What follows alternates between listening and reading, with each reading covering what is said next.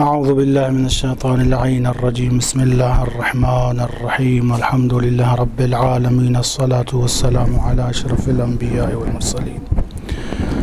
مولانا و مولا الثقلین جد الحسن والحسین ابی القاسم محمد اللہم صلی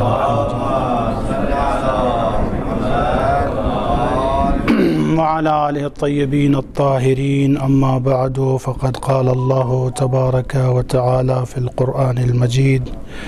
بسم الله الرحمن الرحيم شهر رمضان الذي أنزل فيه القرآن هدى للناس وبينات من الهدى والفرقان صلوات پڑھیے محمد و آل محمد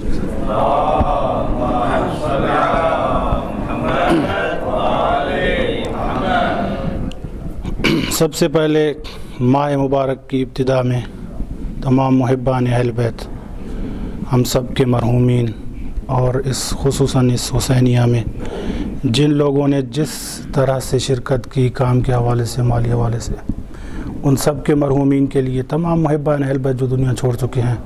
جتنے طلبہ اس دنیا کو چھوڑ چکے ہیں ماما گل محمد اور سب طلبہ کے لیے جو دنیا چھوڑ چکے ہیں ایک دفعہ سورہ فاتحہ اور 3 دفعہ سورہ قل اعوذ بسم اللہ الرحمن الرحیم الحمد للہ رب العالمین الرحمن الرحیم ایاک نعبد و ایاک نستعین اهدنا الصراط المستقیم انعمت علیہم غیر المغضوب علیہم ولا الضالین بسم اللہ الرحمن الرحیم قل هو اللہ احد اللہ الصمد لم یلد ولم یولد ولم بسم اللہ الرحمن الرحیم قل هو اللہ احد اللہ الصمد لم یلد ولم یولد ولم یکن له کفوا احد بسم اللہ الرحمن الرحیم قل هو اللہ احد اللہ الصمد بر محمد و آل محمد صلوات اللہم صلی علی محمد خداوند قدوس سے دعا ہے کہ سب کی عبادتوں کو دعاؤں کو اور یہ جو حیات طلاب سندھ کی طرف سے اہتمام کیا گیا ہے اس اہتمام کو تمام ائمہ کے صدقے قبول و منظور فرمائے ہم سب کے مرحومین کی مغفرت فرمائے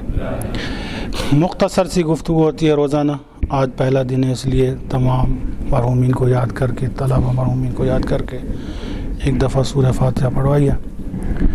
تاکہ وہ طلبہ جو ہمارے مباحثی تھے ہمارے کلاسی تھے ہمارے استاد تھے ہمارے ساتھ نہیں رہے وہ سب شامل ہو جائیں اور جو مرحومین اس حسینیہ میں ہیں کام کے لحاظ سے شامل ہوئے تھے ابھی ہم میں نہیں ہیں کافی طلبہ تھے جو ابتدائے امر میں چندہ دے کر چلے گئے ان کے لیے توشہ آخرت بن گیا یہ سامان سب طلبہ ہیں پتہ تو ہے لیکن تذکراً چیزیں یہی رہ جائیں گی باقی سب کچھ یہی رہ جائے گا ہمارے اعمال ہمارے ساتھ ہوں گے اس لیے یہ ماہ مبارک اعمال کا مہینہ ہے نیک اعمال کا مہینہ ہے اپنے آپ کو سدھارنے کا مہینہ ہے تقوی پرہیزگاری اختیار کر کے خداوند قدوس کے ساتھ ربط پیدا کرنے کا مہینہ ہے تو یہ عام سا بھی فارمولہ ہے کہ ہم سب طلبہ جتنے بھی خصوصاً ہماری حیات میں ہیں ہم جانتے ہیں سب کے ساتھ دعا سلام ہے لیکن جس کا آنا جانا رہتا ہے جو دعا سلام میں رہتا ہے جو میسیج کال آتے جاتے مباحثے اور اس میں رہتا ہے اس سے زیادہ ربط پیدا ہو جاتا ہے اور حیات طلاب سندھ میں سارے رکن ہیں مثلاً 550 600 جتنے بھی رکن ہیں حیات کوشش کرے گی کہ سب کے کام ہوں لیکن آپس میں جب ہم ملیں گے حیات کے عمومی عنوان سے تو ہم سب کے خادم ہیں ایک دوسرے کے خادم ہیں لیکن جو ہمارے ربط میں رہے گا عمومی بات کر رہا ہوں ہم سب کی تو ظاہر سی بات ہے کہ انسان کا دل اس کی طرف مائل رہتا ہے اور انسان کوشش کرتا ہے کہ سب سے پہلے اس کا کام ہو جائے یہ دنیا کا ایک دستور ہے جسے ہم کہتے ہیں کہ محبت کہیں سفارش کہیں یا الفت کہیں جو نام دیں اس کی وجہ سے اس کا کام جلدی ہو گیا اگر یہی فارمولہ دنیاوی سمجھنے کے لیے ایک سیڑھی بنا رہے ہیں اگر یہی دنیاوی فارمولہ ہم خداوند قدوس کے سامنے اپنائیں اب پوری مخلوق اس کی ہے، وہ حتیٰ کہ کافر کا بھی رازق وہی ہے، وہ آپ نے سنا ہوگا حضرت ابراہیم کا قصہ کہ کھانا کھلاتے تھے، ایک آیا، اس نے جو ہے وہ اس کو اٹھا دیا کہ وہ مسلمان نہیں تھا۔ خداوند قدوس کی وحی نازل ہوئی کہ اے ابراہیم کیوں اٹھایا اس کو؟ کہا یہ تیرا منکر تھا، تیرا دشمن تھا۔ کہا میں نے تو کبھی اس کا رزق بند نہیں کیا۔ تو وہ رزاق ہے، سب کے لیے ہے، لیکن جو انسان جتنا اس کے قریب ہوگا اس کے مسائل اتنے زیادہ کم ہوتے جائیں گے۔ اب یہی ائمہ اور انبیاء کے لیے ہے۔ ایک تو ان کو امتیاز ہے کہ خداوند قدوس کی طرف سے ان کو یہ اعزاز حاصل ہوا نبوت اور امامت کا، لیکن اس کے باوجود بھی دیکھیں تو امیر المومنین جیسا انسان کوفہ کے خرابوں میں رات میں جا کر گریہ کر رہے ہیں۔ سوال پیدا ہو سکتا ہے، یہی دعا کمیل پر ایک سوال ہے کہ یہ تو مولا کی دعا ہو ہی نہیں سکتی۔ مولا کر رہے ہیں کہ اللہم اغفر للذنوب التی تنزل البلاء تنزل النقم، امام کیوں دعا مانگ رہے ہیں گناہوں کے لیے؟ تو یہ تو ایک درس تھا، مگر ائمہ نے ہمیں سکھانے کے لیے بھی یہ اعمال کر کے دکھائے کہ خداوند قدوس کے ساتھ رب پیدا کرو۔ جتنا اپنے رب کے قریب جاؤ گے اتنا تمہاری مشکلات میں آسانی ہوتی جائے گی اور پھر در در ٹھوکریں نہیں کھانی پڑیں گی۔ اس کو بھی سمجھنے کے لیے یوں سمجھیں کہ اگر کسی وڈیرے میں کسی سیاستدان میں کام پھنس جائے تو بار بار اس کا دروازہ کھٹکھٹائیں گے، جائیں گے، مختلف طریقے اختیار کریں گے، یہ اس کے قریب ہے، یہ اس کے قریب ہے، یہ رشوت لے کے بھی پہنچائے گا، وہ سارے حربے اختیار کرتے ہیں، لیکن جب اپنے رب کے سامنے آتے ہیں تو یہ حربے کیوں اختیار نہیں کرتے؟ کیوں ایک دفعہ ہم انسان جب دعا کرتے ہیں کہ اللہم ہم پاس ہو جائیں، یہ ہو جائے، یہ ہو جائے، نہیں ہو گیا، اب کہتے ہیں کہ بھائی خدا نے میری دعا نہیں سنی۔ ایک تو بار بار دروازہ کھٹکھٹانا چاہیے، اور دوسرا کوئی وسیلہ اختیار کرنا چاہیے، کیونکہ جس طرح میں نے عرض کیا میرے وڈیرے کے ساتھ دعا سلام نہیں ہے، واسطہ نہیں ہے، تو میں کوئی واسطہ بناؤں گا بیچ میں۔ اسی طرح اگر یہ سمجھ رہا ہے میں انسان، ایک گنہگار انسان جب سمجھ رہا ہوں کہ میرا خدا کے ساتھ وہ رابطہ، وہ واسطہ نہیں ہے کہ جو ہونا چاہیے تھا، گناہوں کی وجہ سے رابطہ ٹوٹ گیا ہے، تو اب بہترین واسطہ محمد و آل محمد ہے۔ بہترین واسطہ امام حسین علیہ السلام، ان کا ذکر، ان کی زیارت، ان کی شخصیت جو ہے وہ بہترین واسطہ ہے۔ تو یہ جو ایام ہیں، یہ ماہ مبارک پورے 30 دن 29 دن، یہ خداوند قدوس کے ساتھ جو 11 مہینے ربط ختم ہو چکا تھا، یہ ماہ مبارک بھی ایک واسطہ ہے، ایک وسیلہ ہے، ایک طریقہ ہے خدا تک پہنچنے کا، خدا کے ساتھ ربط پیدا کرنے کا۔ اسی لیے اس مہینے کے اگر فضائل کو دیکھا جائے تو اس مہینے کے فضائل میں جو آیت ہم نے پڑھی سورہ بقرہ کی 185 نمبر آیت میں خداوند قدوس کا ارشاد ہوتا ہے شہر رمضان۔ اب شہر کا پتہ ہے سارے طلبہ ہیں، مہینہ، اب اس میں ڈیٹیل میں نہیں جائیں گے کہ مہینہ کیسے بنتا ہے اور یہ وہ۔ رمضان پورے قرآن مجید میں ایک دفعہ یہ لفظ آیا ہے رمضان، اور پورے 12 مہینوں میں سے اس مہینے کو یہ فضیلت حاصل ہوئی ہے کہ اسم کے ساتھ اس کا ذکر ہوا ہے۔ باقی اشارے کنائے، حج کے امور، یہ وہ سب ذکر ہوئے ہیں، لیکن نام پورا اس طرح کہ شہر و رمضان، شہر و محرم، شہر و ربیع اس طرح نہیں ہوا، صرف رمضان کو فضیلت ہے۔ اب لفظ رمضا سے یہ مادہ لیا گیا ہے، اور اس کے لیے کہتے ہیں لغت میں کہ لفظ رمضا، رے میم اور ضاد، اس میں سے یہ اصل مادہ ہے، اور اس کا معنی ہے تپش، گرمی۔ کچھ مفسرین یوں فرماتے ہیں کہ اس کا نام رمضان پڑا ہی اس لیے ہے کہ یہ گناہوں کو اپنی گرمی سے ختم کر دیتا ہے۔ آپ جتنے لوگ جن کے پاس گاڑی ہے، سائنسی شان آپ تو سمجھ جائیں گے انشاءاللہ، جب پینٹ کرتے ہیں گاڑی کو تو اس کو گرمی دے کر پہلا رنگ اتارتے ہیں، کھرچ کے، پہلے گرمی دے کے، پھر کھرچ کے پرانا رنگ اتار کے، پھر اصل رنگ جو چڑھتا ہے وہ پھر چڑھتا ہے۔ اسی طرح اسی طرح خداوند قدوس نے اس مہینے کا نام رمضان اس لیے رکھا ہے کہ یہ مہینہ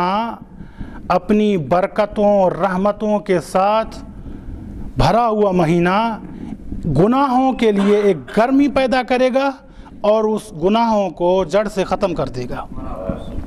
اس لیے اس کا نام ہے رمضان۔ ایک تو قرآن میں اس مہینے کا نام آیا کیونکہ پہلا دن ہے ماہ مبارک کی، تھوڑی سی فضیلت کہ رمضان کسے کہتے ہیں، ان کی فضیلت کیا ہے۔ پہلا تو یہ شہر جو ہے پورے اسم کے ساتھ قرآن میں وارد ہوا ہے 12 مہینے سے، اور کسی مہینے کا نام اس طرح نہیں آیا پورا کا پورا۔ دوسری چیز جو خداوند قدوس نے خود اسی آیت میں شہر رمضان الذی انزل فیہ القرآن، کہ رمضان کی فضیلت یہ ہے کہ اس میں نے اپنی کتاب قرآن نازل کی ہے، ہدی للناس، اور یہ عام کتاب نہیں ہے، انسانیت کے لیے ہدایت ہے، پوری انسانیت کے لیے ہدایت ہے، اور حق اور باطل کے درمیان میں فرق کرنے والی کتاب ہے۔ تو دو یہ فضیلتیں خود ظاہری طور پر جو ہمیں سمجھ آ رہی ہیں آیت میں، خود خداوند قدوس نے اس مہینے کی رکھی۔ ایک تو سریعاً اسم ذکر کیا، دوسرا اس کی فضیلت خداوند قدوس نے خود بتائی کہ الذی انزل فیہ، الذی صفت کے ذریعے سے کہا الذی انزل فیہ، کہ یہ کوئی عام مہینہ نہیں ہے، اس میں دستور حیات، انسانیت کی ہدایت کا سامان نازل کر دیا ہے ہم نے۔ اور پھر اسی وجہ سے رسول اللہ نے فرمایا کہ ہر چیز کی ایک بہار ہوتی ہے، اور قرآن کی بہار رمضان ہے۔ سب پڑھتے ہیں قرآن مجید روزانہ، لیکن اس مہینے میں اگر کوئی پڑھے تو مختلف روایات ہیں، ان کو میں اگر جمع کر کے 2-4 جملے کہہ دوں کہ روایات کے اگر مفہوم کو دیکھا جائے تو یہی کہتی ہیں۔ کوئی کہتا ہے کہ کچھ روایات اس طرح کی ہیں کہ یہ رمضان بہار ہے قرآن کے لیے، پھر کہا گیا کہ یہ اس مہینے میں اگر کوئی ایک آیت پڑھے گویا کہ ایسے ہے کہ عام مہینوں میں، عام دنوں میں پورے قرآن کی تلاوت کی ہو۔ اور تاکید کی گئی ہے کہ اس مہینے میں ختم قرآن کیا جائے، ختم قرآن اگر روزانہ ایک پارہ بھی پڑھ لیں تو، اور طلبہ ہیں 20 سے 25 منٹ لگتے ہیں قرآن کی ایک پارے میں، زیادہ سے زیادہ 20-25 منٹ۔ تو اس مہینے کی فضیلت کے لیے یہی کافی ہے کہ اس میں قرآن نازل کیا گیا، اس میں لوگوں کو بلایا گیا، اور حتیٰ کہ یہ جملے بھی آپ کے اذہان عالیہ میں ہوں گے، رسول اللہ نے کہا یہ خدا کی مہمانی کا مہینہ ہے، میزبان خدا ہے، آپ لوگ مہمان ہیں۔ اب جتنا پیسے والا میزبان ہو، مہمان اتنا ہی خوشی سے جائے گا، اور جس کے پاس دنیا و آخرت کے خزانے ہوں اس کے پاس بھی اتنی ہی خوشی سے جانا چاہیے کہ میرا میزبان جتنا امیر ہے اتنا سخی بھی ہے، کریم بھی ہے۔ لہذا یہ رمضان مہینہ ہے کہ خدا کے ساتھ ربط پیدا کریں، ٹوٹے ہوئے تعلق، خراب تعلق پھر سے صحیح کریں، پھر سے جوڑ دیں، پھر سے صحیح راہ پہ آ جائیں، پھر سے اپنے آپ کو بنا لیں۔ اسی لیے روایات میں آیا ہے کہ بدبخت بد نصیب ہے وہ انسان جس کے ہاتھ سے رمضان نکل جائے اور وہ خدا سے مغفرت طلب نہ کر سکے، یا یوں کہوں کہ اپنا ربط خدا کے ساتھ نہ جوڑ سکے۔ لہٰذا یہ خداوند قدوس کے ساتھ جوڑنے کا، ربط پیدا کرنے کا مہینہ ہے، اور یہ وہ مہینہ ہے کہ جس میں انسان کی سانس لینا بھی عبادت، تسبیح میں شمار ہے۔ تسبیح بھی کوئی عام تسبیح نہیں، تسبیح بھی کوئی عام تسبیح نہیں کہ جس میں کہا جائے کہ اس میں مخرج صحیح نہیں ہے، شرائط صحیح نہیں ہے، ریا صحیح، ریا ہے اس میں۔ احادیث قدسیہ کے جملے ہیں کہ رسول اللہ نے فرمایا، رسول اللہ کو یہ احادیث قدسی کے ذریعے بتایا گیا کہ الصوم لی، یہ روزہ میرے لیے ہے اور میں ہی اس کی جزا دوں گا۔ اب طلبہ ہیں، سوال ہو سکتا ہے کہ اگر روزہ اللہ کے لیے ہے تو باقی عبادت کس کے لیے ہوتی ہیں؟ خدا کے لیے ہوتی ہیں۔ ایک تو اس کی اہمیت کے لیے بتایا گیا، اور دوسرا علماء کہتے ہیں کہ خداوند قدوس کا یہ کہنا کہ الصوم لی، کہ روزہ میرے لیے ہے، یعنی اس کا اجر و ثواب کتنا ہے وہ خدا ہی جانتا ہے اور کوئی نہیں جان سکتا۔ اتنا عظیم اجر و ثواب ہے، جس کو شمار فرشتے بھی نہیں کر سکتے، اس کا شمار خود خدا ہی کر سکتا ہے. اس لیے کہا الصوم لی، یعنی اس کا ثواب میرے اوپر ہے، دوں گا بھی میں، گنوں گا بھی میں، اور کسی میں طاقت بھی نہیں ہے کہ وہ سمجھ سکے اور گن سکے. لہٰذا یہ ماہ مبارک رحمتوں اور برکتوں کا مہینہ، صرف 3 سے 4 منٹ بس. اس مہینے میں خداوند قدوس کے ساتھ ربط پیدا کریں اور جتنا ہو سکے نیک اعمال کریں. سب سے پہلی بات اور واضح بات یہ ہے کہ اس میں سب سے پہلا واجب تو روزہ ہے. اب روزے کے شرائط وغیرہ ہیں، سب یہاں ذکر کرنے کی ضرورت نہیں ہے، لیکن روزے کے ساتھ ساتھ کچھ اعمال اور بھی ہیں. اس میں سے سب سے بڑی چیز قرآن مجید کی تلاوت ہے، جس کے لیے ہم نے کچھ روایات کو عرض کر دیا ہے. اس کے علاوہ نمازیں ہیں، بہت ساری نمازیں ہیں، جو پڑھ سکتا ہے پڑھے، بہت سی ڈیٹیل سے مفاتی میں بھی بیان کی گئی. ایک دو چیز عام جو انسان جس کام میں بھی مشغول ہو، ایک طالب علم مثلا افطاری بنا رہا ہے، ایک خاتون مثلا افطاری بنا رہی ہے، ایک طالب علم یا کوئی عام انسان، کوئی مومن محب اہل بیت اپنی مزدوری میں کام میں لگا ہوا ہے، قرآن کی تلاوت کر نہیں سکتا، یاد نہیں ہے. 2-3 ایسے کام ہیں جو عام کام ہیں، ظاہراً ان کی فضیلت شاید کسی کے ذہن میں نہ ہو، لیکن وہ ہر وقت کر سکتے ہیں اور سب سے اعلیٰ و افضل کام ہے، اور رمضان کے علاوہ بھی وہ پورا دن کر سکتے ہیں. اس میں سے سب سے افضل کام ہے صلوات محمد و آل محمد پر پڑھنا.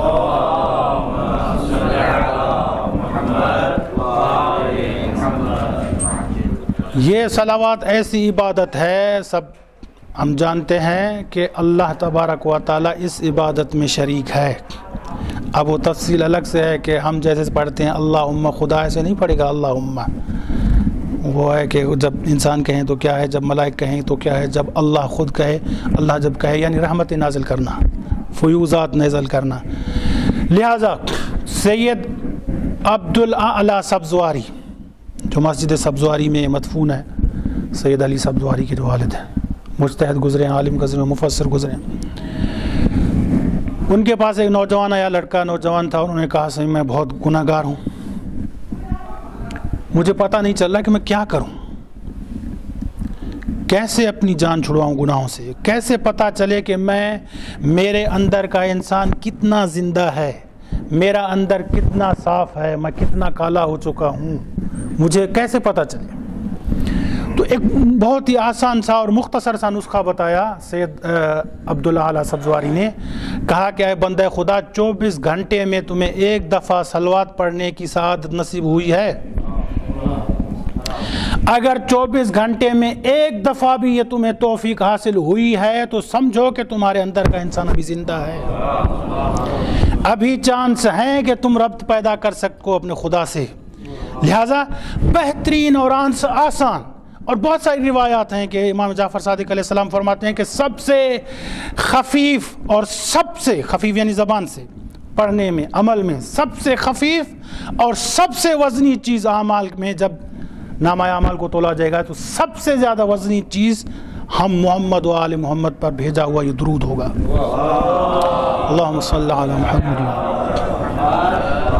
تو ماہ مبارک میں پہلے روزہ رکھنا ہے، نماز پڑھنی ہے، پھر خداوند قدوس کے ساتھ ربط پیدا کرنا ہے، دعائیں مانگنی ہے، جو دعا مانگ سکے. اب یہاں پر ایک جملہ میں عرض کروں گا. ہمارے ایک استاد ہوتے تھے یہاں پہ حوزے میں پڑھاتے تھے، تو انہوں نے ایک دن ایسے ہی بہت طرح جملہ کہہ کے مخاطب ہو کے کہا کہ شیخ صاحب، میں نے کہا جی ہاں، امیر المومن کی زیارت پہ جاتے ہیں، پڑھتے ہیں زیارت؟ میں نے کہا پڑھتا ہوں. کیسے پڑھتے ہیں؟ میں نے کہا صحیح وہ جو پڑھی لکھی ہوتی ہے زیارت امین یا کچھ نہ کچھ. کہا یہ تو ٹھیک ہے، یہ معصور ہے، اس کا ثواب ہے، لیکن ربط تو وہ ہے، جملہ تو وہ ہے کہ جو یہاں سے نکلے، یہاں سے نہیں. کبھی اس سے ہٹ کر اپنے دل سے کوئی سلام کیا ہے مولا کو؟ جو آپ کے الفاظ ہوں، جو آپ کے دل سے نکلے ہوں، کبھی کوئی ایسا جملہ ہو. اب 2 منٹ کے لیے لحظے کے لیے خاموش ہو گئے کہ ہر انسان میں اتنی جرت کہاں کہ وہ اپنے مولا سے مخاطب ہو سکے. لیکن جیسے امام سجاد علیہ السلام کا فرمان ہے کہ الہی اپنے آپ کو دیکھتا ہوں تو جرت نہیں ہوتی کہ تجھ سے مانگوں، لیکن تیری رحمتوں پر نگاہ کرتا ہوں تو بے ساختہ مانگنا پڑتا ہے۔ اسی طرح خدا کے ساتھ رب پیدا کریں، مولا امیر کے ساتھ، مولا حسین کے ساتھ، تو یہی جملہ کہیں مولا سجاد والا کہ مولا اپنے اعمال کو دیکھیں تو جرت پیدا نہیں ہوتی کہ آپ کو سلام بھی کریں، آپ کے گنبد پر ہم یہ گنہگار آنکھوں سے دیکھیں بھی، لیکن آپ کی کریمی پہ نگاہ کرتے ہیں تو دل کرتا ہے کہ آپ کی زیارت بھی کریں اور آپ سے مانگیں بھی۔ تو یہ توسل کا مہینہ ہے، رد کا مہینہ ہے، سب سے آسان عمل اس میں صلوات ہے، اور دوسرا آسان عمل جس میں کوئی وقت نہیں لگنا، کوئی خرچہ نہیں ہے، کوئی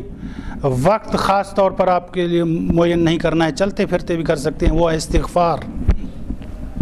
اور اس مہینے کے نیک اعمال میں سے ایک یہ ہے کہ جتنا کر سکتے ہوں خداوند قدوس کی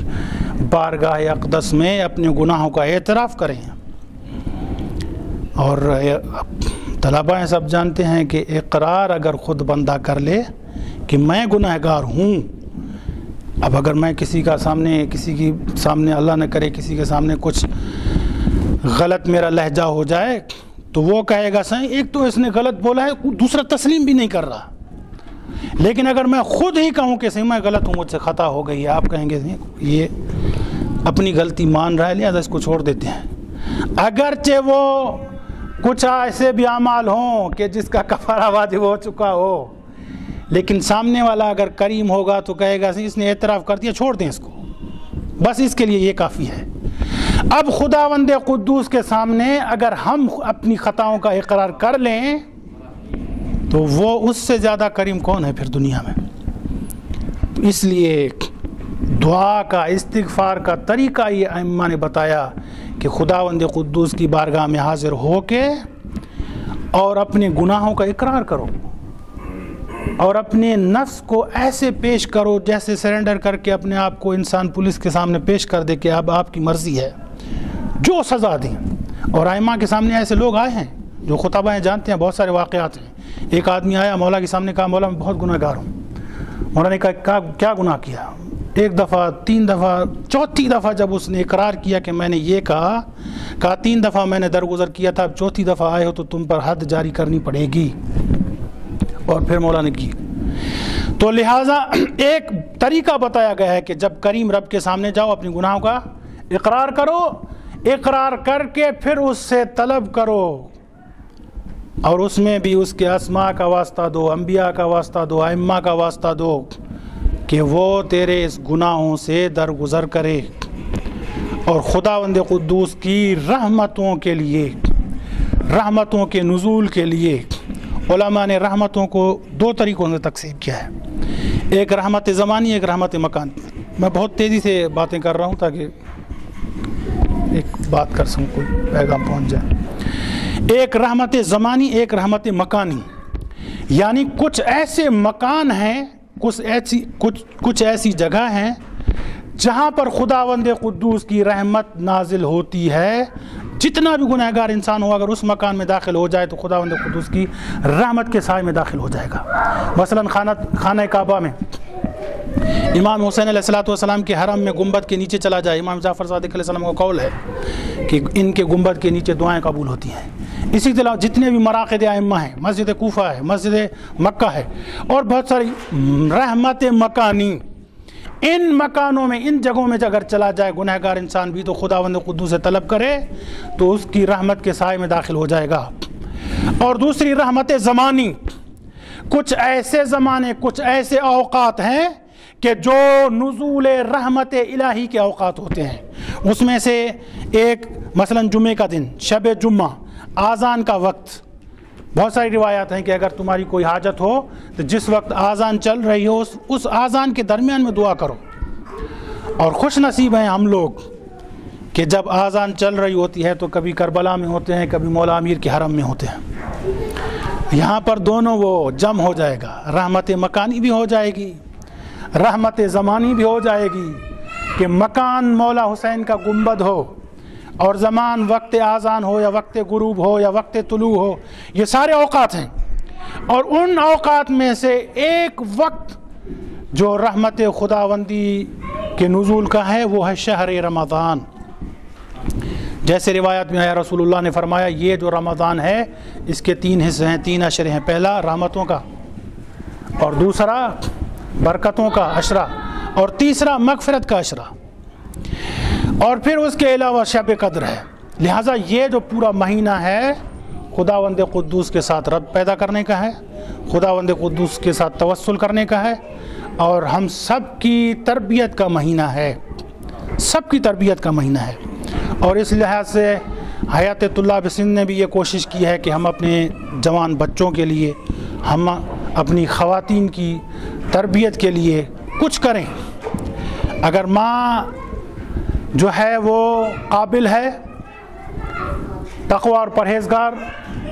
اور پرہیزگاری کے زینت سے مزین ہے، تو اس کا آٹومیٹکلی نتیجہ جو ہے وہ بچوں پہ نکلے گا۔ آپ تجربہ کر لیں، ہم سب طلبہ ہیں، دیکھتے ہیں جب دسترخوان ہوتا ہے تو عام لوگوں کے دسترخوان پہ بھی دیکھیں، اور جو ماں پڑھی لکھی ہے، جو ماں مذہبی آگاہی رکھتی ہے، اس کے بچوں کے تناول کرنے کا، آغاز کرنے کا، انتہا کرنے کا آپ کو پتہ چل جائے گا، اور بے شک آپ بولیں گے کہ بہت اچھی تربیت ہے اس بچے کی۔ تو بچوں کی تربیت کا بھی موقع فراہم کیا گیا ہے استطاعت کے مطابق۔ اسی طرح خواتین کا بھی اہتمام ہے۔ اس ماہ مبارک میں ہم اپنی تربیت کرنے کے ساتھ ساتھ اپنے گھر والوں کی تربیت کی بھی ذمہ دار ہیں، کیونکہ ہم کفیل ہیں۔ بچے سے نہیں پوچھا جائے گا، خاتون سے نہیں پوچھا جائے گا، دنیا بھی ہم سے پوچھے گی یہ تمہارا بچہ کیوں کر رہا ہے۔ خداوند قدوس بھی قیامت کے دن ہم سے پوچھے گا کہ تمہارے بچے نے، تمہاری خاتون نے یہ کیوں کیا۔ لہٰذا کوشش ہے، چھوٹی کوشش ہے، آپ کتنے کامیاب ہوتے ہیں یہ آپ کی دعاؤں کا نتیجہ ہوگا انشاءاللہ۔ سب کامیاب ہوں گے اگر 1 2 بندہ 3 بندے بھی اگر صحیح راہ پہ چل پڑے، ہماری وجہ سے 1 2 بچہ بھی اگر سدھر گیا تو یہ ہماری کامیابی ہے۔ اسی دعا کے ساتھ ختم کرتے ہیں کہ الہی بحق محمد و آل محمد اس مہینے کو ہمارے لیے، خصوصاً میرے لیے، ماہ تربیت اور آگاہی قرار دے، اور اس ماہ کو میرے لیے، تمام مومنین کے لیے، تمام طلباء کے لیے ماہ رحمت و مغفرت و بخشش قرار دے۔ الہی بحق محمد و آل محمد ہماری خطاؤں کو معاف فرما، ہمیں اپنے رحمت کے دروازوں میں داخل فرما۔ الہی بحق محمد و آل محمد امام زمان علیہ السلام کے دور میں تعجیل فرما، ہم سب کو امام زمان علیہ السلام کے اعوان و انصار میں شامل فرما۔ اللہم صلی علی محمد و آل محمد وعجل فرجهم۔